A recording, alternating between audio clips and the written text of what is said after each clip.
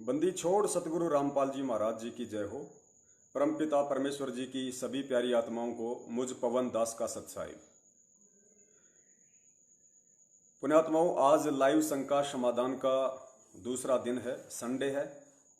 और बंदी छोड़ सतगुरु रामपाल जी महाराज जी की विशेष दया से, उनकी विशेष कृपा से, मेहर से लगातार संका समाधान के सभी जो प्रोग्राम हैं वो अनवरत चलते आ रहे हैं। और परमात्मा की विशेष रजा से भगत समाज की कई तरह की शंकाओं का समाधान हो रहा है।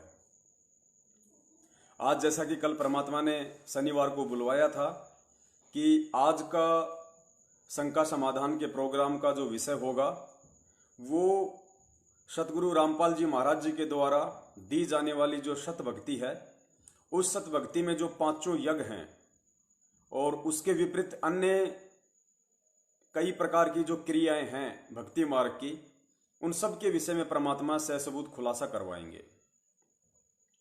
सन 2014 बरवाला कांड के बाद में सतलोक आश्रम मैनेजमेंट हरियाणा के द्वारा देश विदेश में, गांव नगर शहर में जितने भी फर्जी नामदान केंद्र खोले जा चुके हैं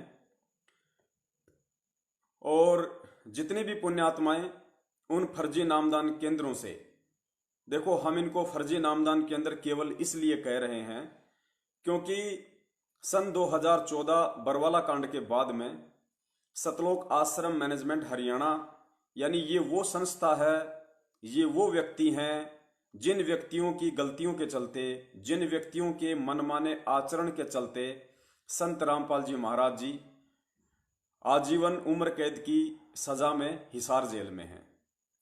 और इन्हीं व्यक्तियों के द्वारा जेल में रहते सहते सतगुरुदेव जी के आदेशों की आड़ में देश विदेश में लगभग 300 से ज्यादा फर्जी नामदान रूपी दुकानें खोल रखी हैं। और गुरु जी के आदेश बता बताकर अपना धार्मिक धंधा इन लोगों ने चला रखा है। पिछले 5 वर्षों से इन लोगों ने अरबों में खरबों में देश दुनिया को लूटा है, दान के रूप में, ज्योति के रूप में, पाठ के रूप में।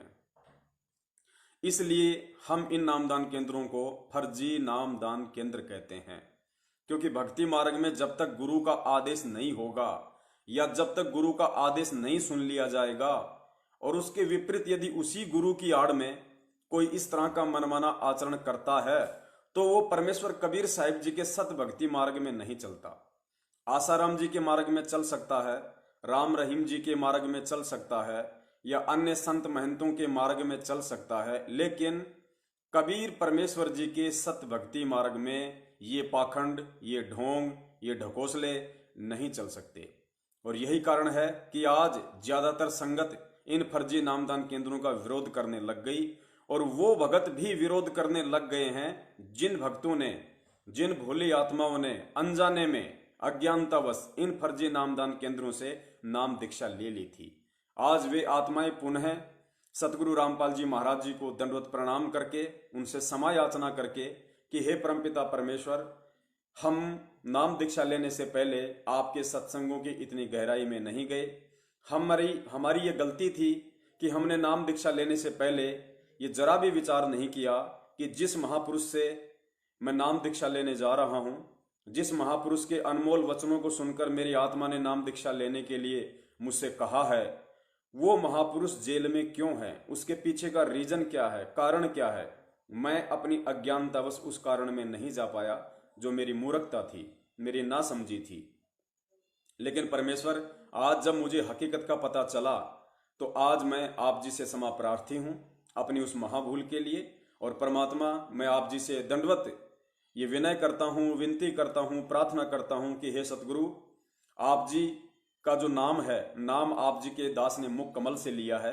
भले ही नाम दीक्षा देने की जो विधि है इन लोगों के द्वारा, क्योंकि ये अनाधिकारी लोग हैं, ये कुपात्र लोग हैं, ये वही लोग हैं जिनकी गलतियों के चलते आज पिछले 6 वर्षों से आप जेल में यातनाएं सह रहे हैं।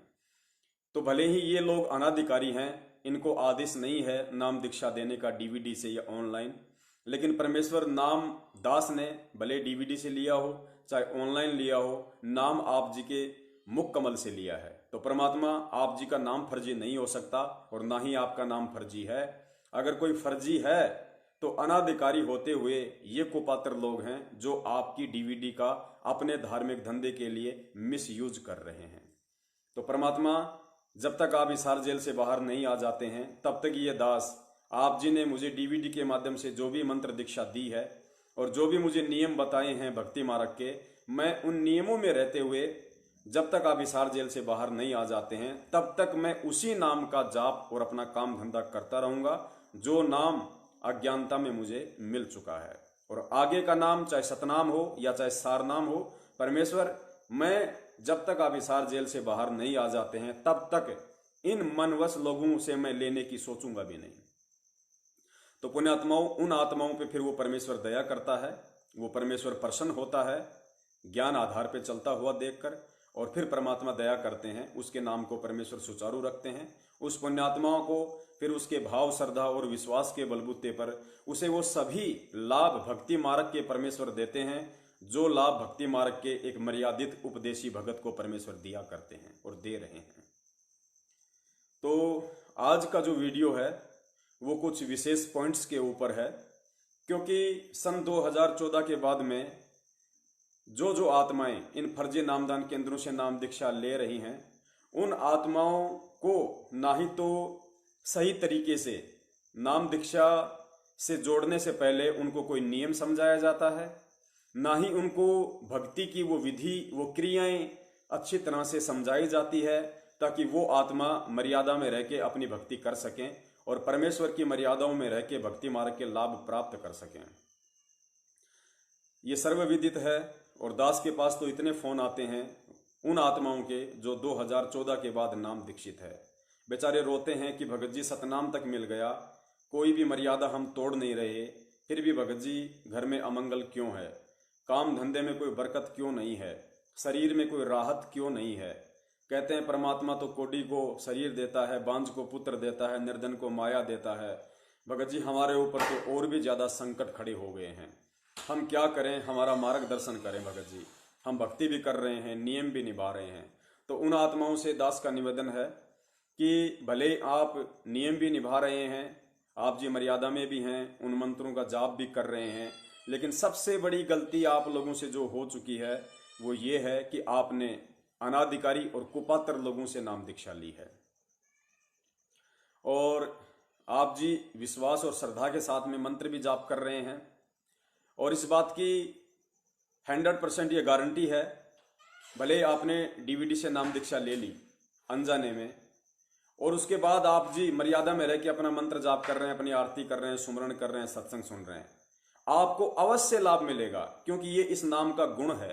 परमात्मा ने इस नाम के अंदर एक मेरिट डाल रखा है, एक गुण डाल रखा है, आपको अवश्य लाभ मिलेगा। लेकिन उस समय आपको वो सारे लाभ मिलना बंद हो जाएंगे।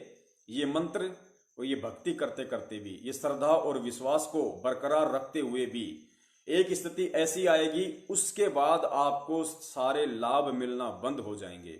और वो स्थिति क्या है कि नाम दीक्षा लेने के बाद जब भी आप इनके फर्जी नामदान केंद्रों पे जाएंगे और आप अज्ञानता में इनके वहां पे रखी दान पेटी में, दान पात्र में यदि आपने 1 रुपया भी डाल दिया और यदि आपको कोई प्रॉब्लम हुई, आपने प्रार्थना लगवाई और इन्होंने ज्योतिया पाठ का आदेश दिया, और यदि आपने गलती से इन फर्जी नामदान केंद्रों पर बैठे कुपात्रों के हाथों में 1 रुपया भी यदि आपने ज्योति पाठ के नाम पे दे दिया, किसी किस्त के रूप में दे दिया, निश्चित तौर पे पुण्यात्माओं ये 100% सत्य मान लेना, उसी दिन से वही भक्ति करते करते, वही मंत्र जाप करते करते, वही सत्संग सुनते सुनते, उसी दृढ़ विश्वास और आस्था के बरकरार रहते हुए भी परमेश्वर आपको लाभ नहीं देगा। क्योंकि इन मनवश लोगों को, इन कुपात्रों को, इन ठगों को जब आपने वो पैसा दिया, उसी समय आपको वो सारे लाभ मिलना बंद हो जाएंगे, क्योंकि आपने कुपात्रों को दान दे दिया परमात्मा के विधान के जो खिलाफ है।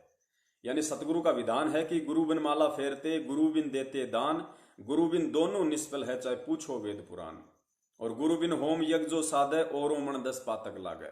ये परमात्मा के कुछ नियम है, कुछ अटल विधान है, ये बदल नहीं सकते। तो आपने सारी क्रिया सुचारू रूप से करते करते भी अपनी अज्ञानता वश जिस दिन आपने इनकी झोली में 2 रुपए भी दान के रूप में डाल दिए, उसी दिन से परमात्मा अपने विधान अनुसार आप जी से दूर हट जाएगा। ये ऑटोमेटिक सिस्टम है। आप ये नहीं कह सकते कि मुझे पता नहीं था। पता क्यों नहीं था भाई? आपको पता करके परमात्मा से जुड़ना चाहिए था। पता करने का तरीका है सत्संग सुनना। किसने कहा कि आप 1-2 दिन के सत्संग सुन के ही आप जी नाम दीक्षा ले लो? परमेश्वर ने कहा कि 2 महीने, कम से कम 3 महीने, 6 महीने, जब तक आपको अच्छे से ज्ञान समझ में ना आ जाए, गुरु भगवान और भक्ति पे पूर्ण विश्वास ना हो जाए, आपका मन इस भक्ति मार्ग से जुड़ने के बाद तनिक भी विचलित ना हो, जब तक इस तरह की सारी शंकाओं का निवारण सत्संग सुनते सुनते आप जी का ना हो जाए, तब तक आप जी को नाम दीक्षा नहीं लेनी चाहिए। तो आप ये नहीं कह सकते कि परमात्मा मुझे तो पता नहीं था कि इन लोगों को दान देने से फिर मेरे ऊपर आपत्तियां शुरू हो जाएंगी। परमात्मा ने तो भाई सन 1994 से ही ये बातें बताना शुरू कर दी थी कि गुरु बिन माला फेरते, गुरु बिन देते दान, गुरु बिन दोनों निष्फल है, चाहे पूछो वेद पुराण। अब गलती हमारी ना समझी की है, तो उसके परिणाम भी हमने स्वतः ही भोगने पड़ेंगे। तो सन 2014 के बाद उपदेशी मेरे जितने भी भगत भाई बहन हैं, उन सभी को मुझ पवन दास का सत्साई और सतगुरु रामपाल जी महाराज जी के आशीर्वाद से, उन्हीं की सत प्रेरणा से ये दास एक निमित्त मात्र है। और आप जी को आज जो संदेशा दिया जाएगा वो आपके लिए एक तरह से संजीवनी बूटी होगी, क्योंकि पुण्यात्माओं अभी तक आप जी को कुछ भी नहीं बताया गया होगा। कुछ भी ऐसे ऐसे फोन आते हैं, लोग कहते हैं भगत जी लॉकडाउन में मुझे ऑनलाइन नाम दीक्षा दी गई और नाम दीक्षा देने के बाद मुझे वो नियम कार्ड भेजा गया। मुझे जो नियम होते हैं वो पर्चा मुझे बाद में भेजा गया, पहले मुझे नाम दीक्षा दे दी गई। अब बताइए, इतना बड़ा फ्रॉड, इतना बड़ा, अब क्या कहें पुण्यात्माओं, शब्दों की कमी पड़ रही है। इतना बड़ा धोखा उन पुण्यात्माओं के साथ में किया गया है, जबकि परमेश्वर ने कितनी बार सत्संगों में कहा। कल आपने श्यामा बहन का भी इंटरव्यू सुना। गुरुदेव ने कहा कि बेटी हमारी सारी बातें माननी पड़ेंगी, ये जो नियम हैं पहले नियम पढ़ ले अच्छे से, जब तक हमारे नियम नहीं मानेगी मैं नाम दीक्षा नहीं दूंगा। और यहां बिल्कुल विपरीत हो रहा है। नाम पहले दिया जा रहा है, नियम का जो फार्म है, नियमों की जानकारी बाद में दी जा रही है। तो पुण्यात्माओं, हमने बहुत ही सोच समझ के, बहुत ही दूरदर्शिता रखते हुए इस भक्ति मार्ग पर फूंक फूंक कर कदम रखना है। क्योंकि परमेश्वर कहते हैं कि पग पग पे यो तक तक मारे काल कसाई बाणा। ये काल भगवान इस सत्य भक्ति मार्ग में आने के बाद तुम्हें तोड़ने की हर संभव कोशिश करेगा, हर संभव प्रयास करेगा। और तुम पुण्यात्माओं ने सतगुरु के ज्ञान को आधार बनाकर फूक फूक कर इस भक्ति मार्ग पे कदम रखना है।